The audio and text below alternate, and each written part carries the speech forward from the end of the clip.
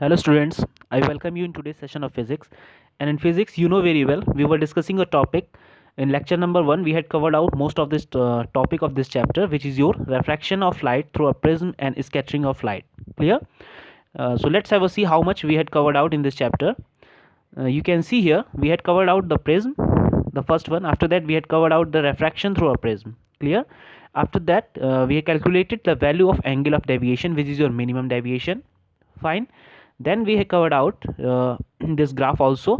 We had already discussed the formula of refractive index of the prism. Clear?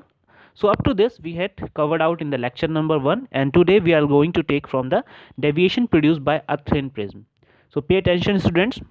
So if the prism is thin, that is the refracting angle A is nearly very small, then delta m will also be very small, and we may use the approximate relation sin theta is equals to theta.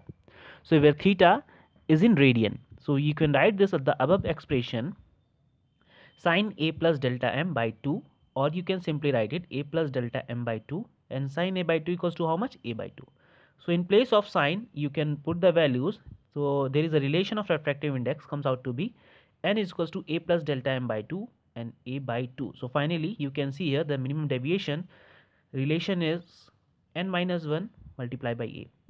So you can say that it is clear from this expression that the deviation produced by a thin prism depend only upon the refractive index n of the material of the prism and the angle A of the prism. It does not depend upon the angle of incidence. You can see here this is free from angle of incidence. Clear? Now come to the third one, which is the dispersion of white light through a prism called angular dispersion. This is the optional, so I am skipping this and move to the next one. You can see here dispersive power of an optical medium. Clear? I am also skipping this. Now I am taking here the scattering of a light by a small particle, which is Rayleigh law, or you can say Rayleigh scattering. So here it is written that the blue color of the sky and the red color of the sunset are due to the phenomena which is called scattering. This is important one that sometimes might be asked in the examination why the color of the sky is red. Clear? Or the sky color is blue. So it is due to the phenomena of scattering. So when sunlight passes through the earth atmosphere, so much of the light is absorbed by the fine dust particles and the air molecule in the atmosphere, which give out the absorbed light in some other direction. This is the scattering of light. So it is illustrated in the figure 5. You can see here a dust particles or a molecule when struck by light waves is set into the vibrations. So immediately afterwards it radiates the absorbed light in some random directions. Since the number of dust particles and air molecule in the atmosphere is very large, the light is scattered random in all the directions. Clear? Now come to the what is the Rayleigh scattering law. This is the most important one. So the intensity of the scattered light varies with the wavelength of light, the shorter waves being scattered more readily than the longer waves. So Rayleigh proved that the intensity of the scattered light is inversely proportional to the fourth power of the wavelength, provided the scattered is smaller in size than the wavelength of light. So you can write here scattering is proportional to 1 by lambda to the power 4.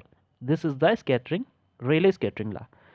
So here you can see that according to this law, the shorter waves of violet, which is of wavelength 4000, are scattered about 10 times more than the longer waves of red light, which is about 7000. This is the wavelength for red light, and this is the wavelength for blue or violet light.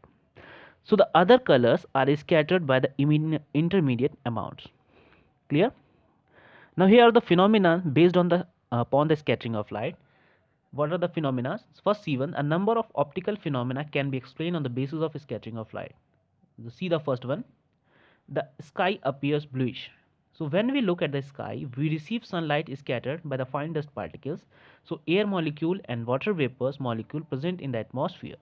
Now since blue light, which is present in the larger portion than the violet light in the sunlight, is scattered about 10 times more than the orange red light. So the light reaching the eye is mainly blue, hence the sky appears bluish. Clear? This is the reason, that's why the sky appears bluish. Now another thing written here, if the earth had no atmosphere, so there were no scattered sunlight and the sky would have appeared black. This is the important one. What happen if there is a no atmosphere is exist on the earth?